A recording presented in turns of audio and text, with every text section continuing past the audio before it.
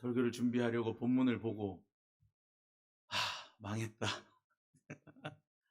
네. 며칠 전에 여호수아서도 그렇게 계속 족보가 나오고 막 왕들이 나오고 이러더니 여기서도 저를 괴롭혀서 너무 힘들었습니다.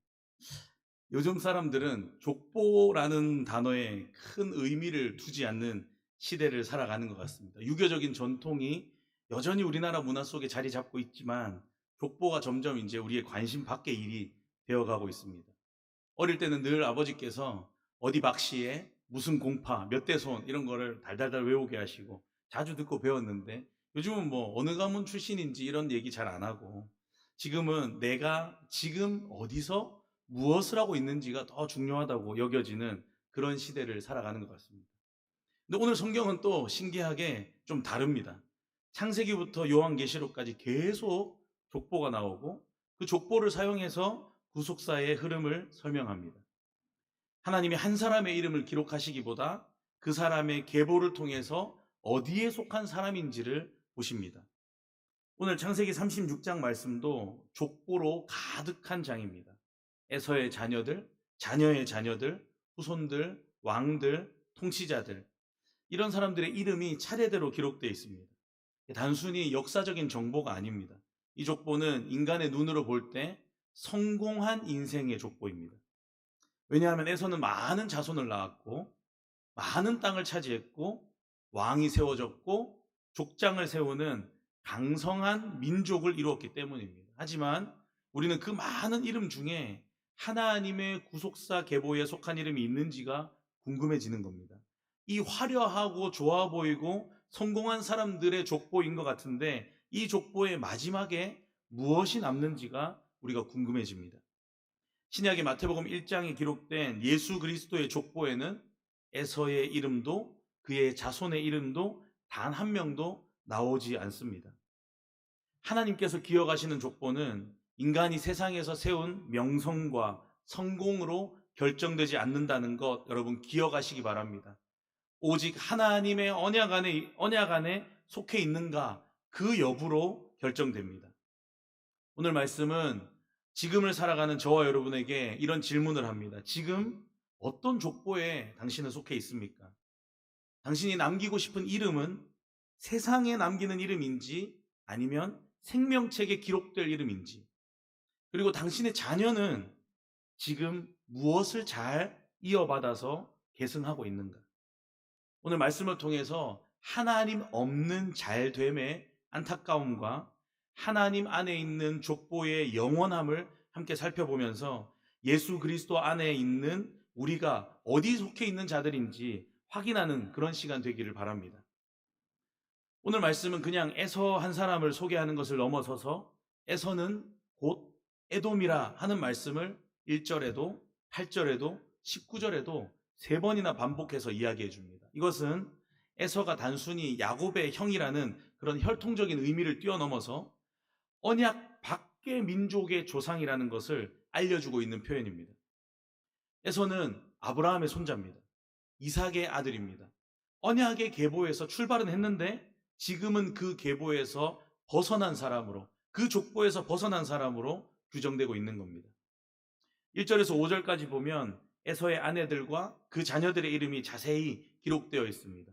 아다, 오홀리바마, 바스맛 이런 아내들에게서 또 그들에게서 낳은 아들들 엘리바서, 루엘, 여우스, 얄람, 고라 이 중에 몇몇은 훗날의 에돔 족속의 아주 중요한 세력이 되는 아주 큰 영향력을 끼치는 사람들이 됩니다. 근데 특이한 건 이 여인들이 가나안 족속 출신이라는 겁니다.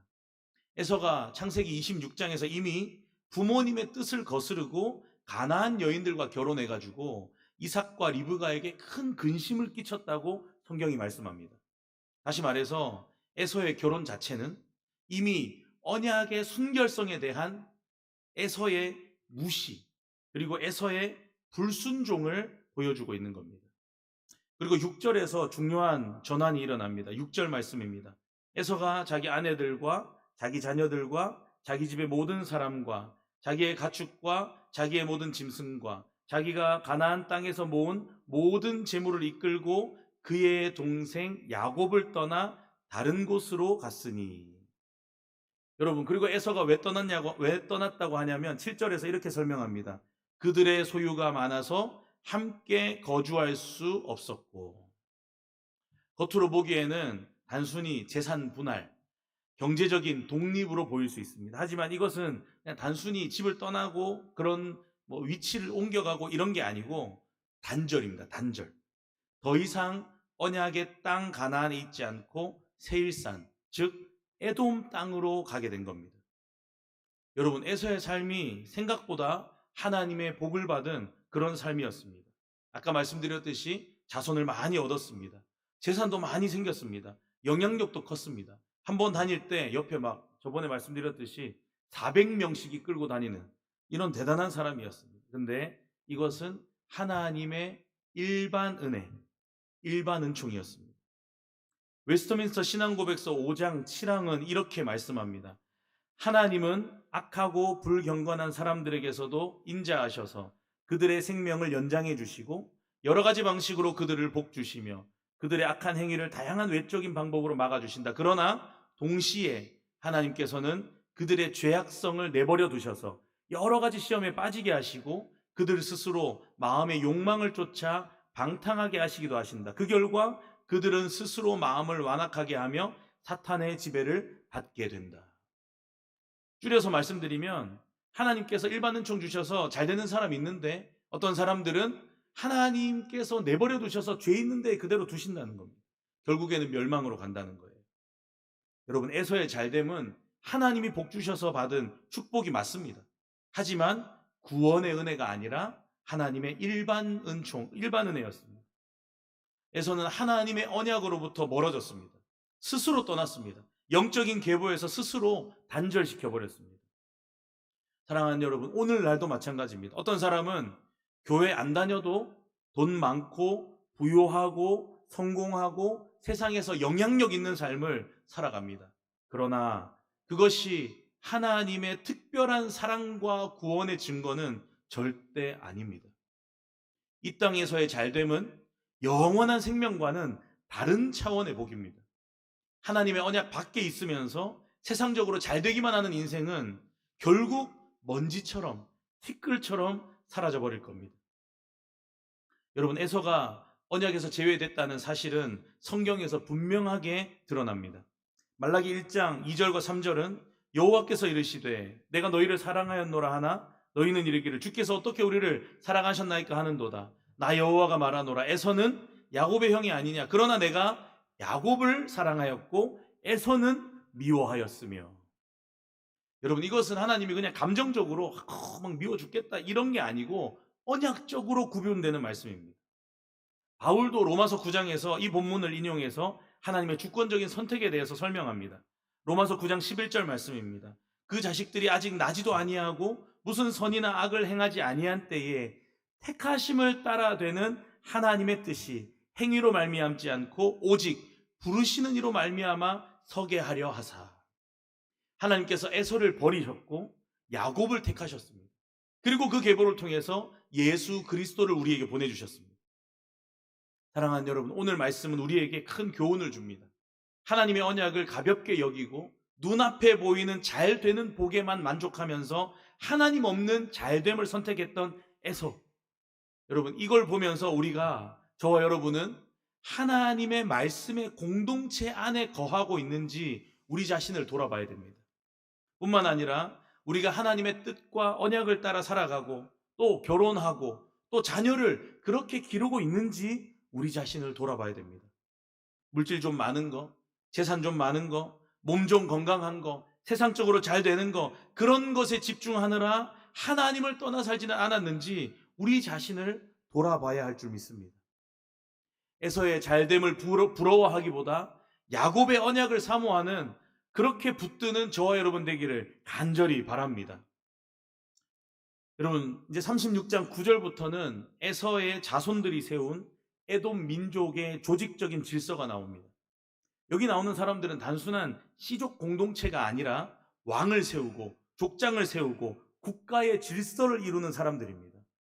15절에서 19절까지 말씀에는 에서의 자손 중에 족장이라고 불리는 사람들의 명단이 나오고 31절에서 39절까지는 에돔 땅에 세워진 왕들의 이름이 등장합니다. 그 중에 31절입니다. 이스라엘 자손을 다스리는 왕이 있기 전에 에돔 땅을 다스린 왕들이 이러하니라. 여러분, 이스라엘에는 아직 왕이 없었을 때인데 에돔에는 이미 왕이 있어서 왕정 체제를 갖추었습니다. 세상 눈으로 보면 이것은 에돔이 훨씬 문화적으로 또한 문명적으로 앞서가는 겁니다. 우위에 있는 겁니다. 에서의 앞서감을 보여주는 내용입니다. 하지만 에돔이 왕을 세우고 왕정을 이룩한 것이 하나님의 뜻에 전혀 근거하지 않은 인간적인 욕심과 정치 질서라는 것, 그렇게 말씀하는 겁니다. 히브리어로 왕은 멜렉입니다. 멜렉. 통치자, 절대적인 권위를 가진 자를 뜻합니다. 그 뜻을 구약적으로 보면 왕은 오직 하나님의 기름 부으심을 받은 사람만 합법적인 권위를 가진 겁니다. 하지만 에돔은 자기들 스스로 왕을 세웠습니다. 이건 사사기 8장에서 이스라엘 백성이 하나님의 뜻 없이 왕을 마음대로 세우려고 한 것과 똑같은 죄의 패턴입니다. 여러분, 웨스트민스터 신앙고백서 23장에서 세상의 권세에 대해서 이렇게 말씀합니다. 하나님은 이 세상의 질서와 평안을 위해서 세상 권세를 허락하셨지만 그 권세는 하나님의 법에 종속된다. 여러분, 에돔의 왕들과 족장들은 하나님의 언약 안에 세워진 질서가 아닙니다. 하나님의 계시와 무관하게 자기들 마음대로 권세를 세운 사람들입니다. 물론 하나님께서 그들의 권세도 허용하셨는데 그들의 권세가 영원하지도 않고 결국에는 흥망성쇠를 거듭하다가 하나님 나라 앞에 무릎 꿇게 될 겁니다. 성경은 아까 31절에서 의도적으로 이스라엘에는 아직 왕이 없었지만 에돔에는 왕이 있었다고 말씀합니다. 여러분, 하나님이 이스라엘에게는 왕을 늦게 주셨습니다. 왜냐하면 이스라엘의 진짜 왕이 하나님이시기 때문입니다. 여러분, 창세기 36장은 성경 전체에서 가장 많은 고유명사가 나오는 그런 장 중에 한 장입니다. 80개가 넘는 이름이 나옵니다. 그래서 제가 다 안 읽은 거 아니에요. 한민족이 거대한 왕국을 세워나가는 훌륭한 세상의 역사로 보일 수 있습니다. 그러나 이 이름들 오늘 나오고요, 두 번 다시 나오지 않습니다. 출애굽기, 레위기, 민수기, 신명기, 사무엘서, 시편, 선지서, 어디에서도 에서의 후손이 하나님 나라의 일을 이루는 주인공으로 다시는 등장하지 않습니다. 언약 밖에 있는 이름, 구원의 족보에 들어가지 못한다는 하나님의 무서운 선포를 지금 말씀해주고 있는 줄 믿습니다. 요한계시록 20장 15절은 무서운 경고를 말씀합니다. 누구든지 생명책에 기록되지 못한 자는 불못에 던져지리라. 웨스트민스터 신앙고백서 3장에 하나님의 영원하신 작정에서 이렇게 말씀합니다. 하나님께서 어떤 사람들을 영생에 이르도록 예정하시고 나머지는 그들의 죄로 인하여 멸망하도록 작정하셨다. 사랑하는 여러분, 마태복음 1장은 예수 그리스도의 족보가 나옵니다. 생명책에 이름이 기록된 사람은 하나님의 은혜에 의해서 예정된 사람들입니다. 택하심을 받은 사람들입니다. 그들은 하나님의 언약 안에 있고 예수 그리스도의 보혈로 덮인 자들, 예수 그리스도의 공로로 그 새로운 의의 옷을 입은 자들인 줄 믿으시기 바랍니다. 에서와 야곱은 같은 부모님에게서 태어났고 심지어 태중에서 함께 싸웠던 쌍둥이입니다. 형이라고 하니까 특별히 다른 것 같지만 쌍둥이입니다. 그런데 하나님이 그 둘 중에서 야곱을 선택하셨고 에서를 미워하셨다고 합니다. 인간의 외적인 조건이나 행위에 따른 것이 아닙니다. 사랑하는 여러분, 저와 여러분은 하나님의 택하심과 긍휼하심으로 인해서 언약의 족보에 접붙임을 당한 하나님의 자녀, 하나님의 백성들인 줄 믿으시기 바랍니다.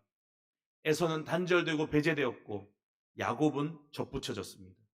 여러분, 우리는 그러면 어떻게 하나님의 족보에 접붙여졌습니까? 요한복음 1장 12절 13절이 확실하고 분명하게 그 방법을 알려줍니다. 우리 다같이 한번 읽어보겠습니다. 시작. 영접하는 자, 곧 그 이름을 믿는 자들에게는 하나님의 자녀가 되는 권세를 주셨으니 이는 혈통으로나 육정으로나 사람의 뜻으로 나지 아니하고 오직 하나님께로부터 난 자들이니라. 할렐루야. 우리가 하나님의 자녀된 줄 믿습니다. 마태복음 1장의 내용은 단순한 족보가 아닙니다.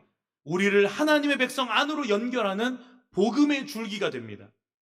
족보 속에 많은 사람들이 원래는 구속사에서 제외된 사람들이었지만, 원래는 그냥 보잘것없이 버려지는 것 같아 보이는 그런 사람들이었지만, 저와 여러분 같이 복음과 전혀 관계없는 사람들인 것 같았지만 하나님의 크신 은혜로 접붙임을 받은 사람들입니다.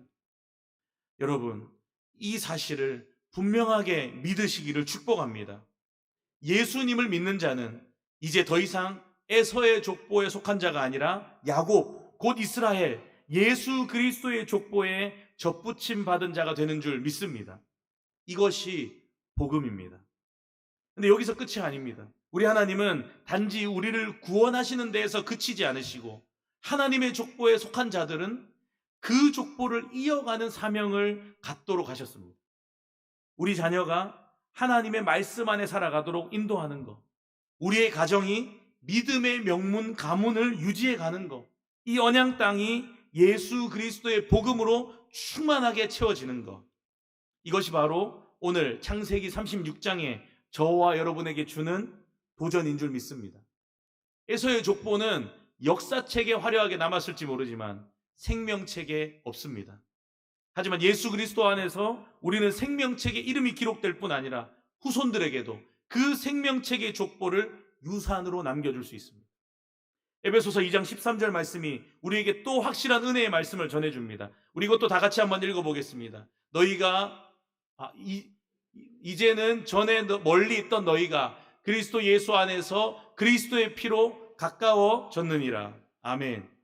복음은 우리를 족보 밖에서 족보 안으로, 죽음의 족보에서 살아있는 생명의 책으로, 세상에 멸망할 이름에서 영생 얻는 하나님의 자녀로 변화시켜 주시고 옮겨 주신 줄 믿습니다. 다시 말씀드립니다. 우리는 더 이상 에서의 후손이 아닙니다. 예수 그리스도 안에서 하나님의 족보에 속한 자들인 줄 믿습니다. 이 은혜의 족보를 따라서 자녀들에게도, 가족들에게도, 이웃들에게도 이 믿음을 잘 계승하는, 이 복음을 잘 전달하는 저와 여러분 되기를 간절히 바랍니다.